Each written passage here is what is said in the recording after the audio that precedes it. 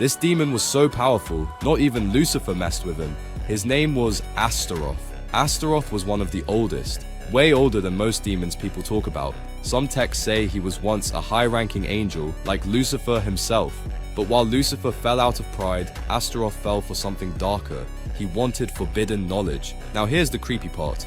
In ancient grimoires like the Lemegeton and the Lesser Key of Solomon, Asteroth is described as a demon who knows every secret of the universe, past, present, and future. He doesn't destroy cities, he doesn't bring plagues, he whispers truths that drive people insane. And Lucifer, according to a legend found in a medieval French manuscript, he once tried to control Asteroth. But the more Lucifer listened to him, the more he started to lose control. Asteroth wasn't just powerful, he was corruptive. His knowledge was like poison, and even the king of hell knew if you stare too long into Asteroth's eyes, you start to see the truth, and then you lose yourself. This is why Anubis was the most terrifying god of all mythology, half man, half jackal. See, Anubis wasn't evil. He didn't chase people with fire or punish them with pain. He was calm, silent, precise. When someone died in ancient Egypt, they believed your soul had to pass a final test in the Hall of Truth. There, Anubis would take your heart, believed to hold all your thoughts, memories, and secrets, and weigh it against a single feather. Not gold, not treasure, just a feather. The feather of Ma'at, which stood for truth and justice. If your heart was light, you passed, you were pure. But if it was heavy, it meant your soul was full of guilt, lies, or cruelty. And then came the part that makes Anubis so terrifying. He didn't send you to suffer. He didn't scream or rage. Instead, he fed your heart to Amit, a monster made from crocodile, lion, and hippo. And just like that, your soul was gone. No afterlife, no second chance. You didn't go to hell, you just stopped existing.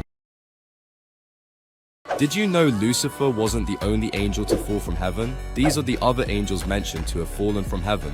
Azazel, one of the chief fallen angels, he taught humanity forbidden knowledge such as the art of war, weaponry, and sorcery. Samael, the angel of death. He fell due to his role in carrying out God's harsh judgments, which led him to embrace darker forces. His fall is seen as a shift from a role of divine service to one aligned with death and destruction. Ahamiah is a lesser-known fallen angel. He was once a mighty angel in heaven, but his pride and jealousy, especially towards humanity, led him to rebel against God's creation, resulting in his fall from grace. Barakiel, the angel of lightning.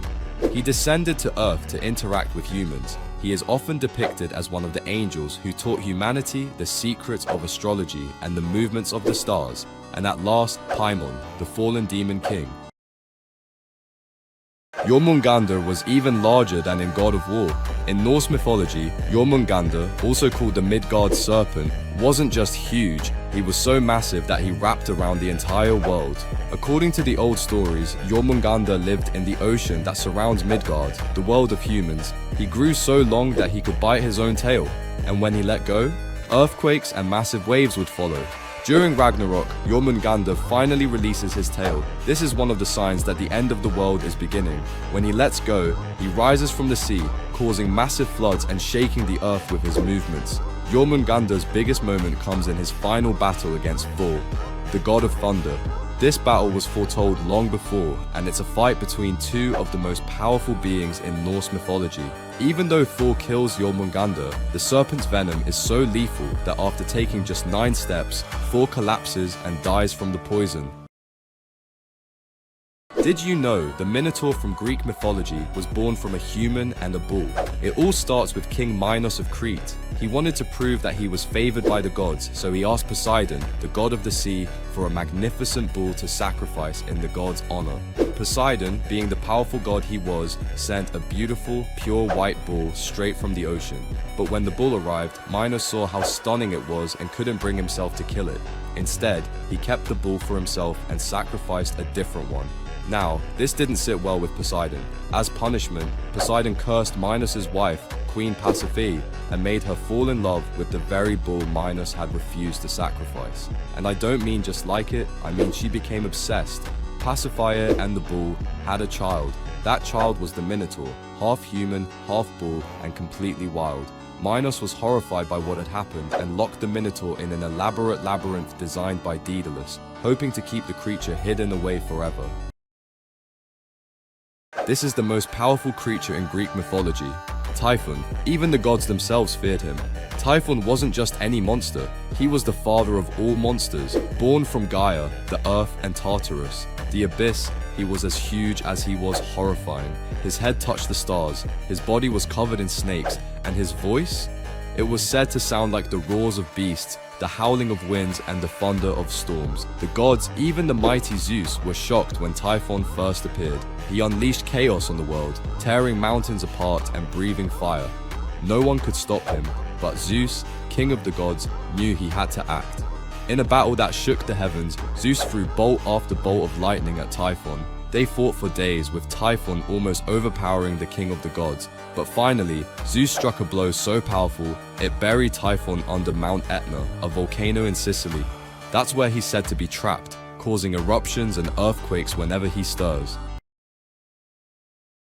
This is the strongest non-god deity from all of mythology, the Monkey King that once declared war on heaven and almost won. Son Wukong wasn't just any monkey, he was born from a magical stone, struck by lightning and gained supernatural strength. He trained under a Taoist master, learning to fly, shape-shift into 72 forms, and even make clones of himself. Wukong hated the idea of death, so he stole the god's immortality peaches, devoured the elixir of life, and erased his own name from the Book of the Dead. Now, nothing could kill him. Furious, the Jade Emperor sent an army of 100,000 celestial soldiers to stop him, but Wukong defeated them all alone. Desperate, heaven tricked him by giving him a fake title, Protector of the Horses. When he found out it was just a lowly stable job, he snapped and declared war on heaven. He stormed the celestial palace, wrecked the gods, and even took on the mighty Erlang Shen. Have you ever wondered who ruled the night before the gods of Olympus? Let me tell you about Nyx, one of the most powerful and mysterious beings in Greek mythology. Nyx wasn't just any goddess, she was the night itself. Born from chaos, she existed before Zeus, before the Titans, before almost everything. Even Zeus, the king of gods, feared her. There's a story that shows just how powerful Nyx was. Once, Zeus planned to punish Hypnos, the god of sleep and one of Nyx's many children. But when Nyx intervened, Zeus immediately stopped in his tracks. Why? Because even Zeus, the ruler of thunder and storms, knew better than to challenge her. But Nyx wasn't just a force of fear, she was a mother to some of the most fascinating concepts in Greek mythology. Her children included sleep, death, fate, doom, and even dreams. Every one of them shaped the lives of mortals and gods alike. Nyx herself didn't need to fight or argue. She moved silently through the heavens, her chariot spreading the night across the world. Did you know the first vampires existed over 4,000 years ago? Way before Dracula, there were blood-drinking creatures in ancient myths, and they were terrifying. In Mesopotamia, people feared a demon called Lamashtu. She wasn't like the modern vampire, she was worse. They said she had a lion's head, a donkey's teeth, bird claws, and wild hair. At night, she'd sneak into homes to steal babies and drink their blood. To stop her, people wore protective amulets. Some even asked another demon, Pazuzu, for help in keeping her away. Then, in ancient Greece, there was Empusa, a shape-shifting woman who lured men in the dark, then drained their life. She had one leg of bronze, the other of a donkey, glowing eyes, and a horrible screech. She was a servant of Hecate, the goddess of magic and ghosts. Even in ancient India and China, there were undead spirits that sucked blood or life energy. These weren't fairy tales, people truly feared them. Vampires back then weren't romantic monsters, they were omens of death, disease, and nightmare. Did you know the giant wolf Fenrir had 2 sons, and they're chasing the sun and moon right now? Sounds like something out of a fantasy novel, but this is actually part of Norse mythology, and it's wild. Fenrir wasn't just any wolf, he was massive, powerful, and even the gods were afraid of him. So afraid, they tricked him into being chained up. But before that happened, Fenrir had 2 sons, Skjold and Hati. And just like their dad, they were no ordinary wolves. Skjold was said to chase the sun, and Hati chased the moon. Every single day, they run through the sky, trying to catch their prey. That's how the Norse people explained why the sun and moon move across the sky. When you look up and see the sunrise or sunset in their eyes, it was because these 2 wolves were on the hunt. But here's where it gets even more intense. The myth says that during Ragnarok, the Norse apocalypse, Skjold and Hati finally succeed. They catch the sun and moon and devour them, throwing the world into total darkness. That moment is one of the signs that the end has truly begun. You all know Loki from Marvel. Did you know the real Loki from Norse mythology wasn't as powerful as you think? In fact, he was mostly just a troublemaker. He loved to mess with the gods, pulling pranks like turning into a horse or even tricking people into doing his dirty work.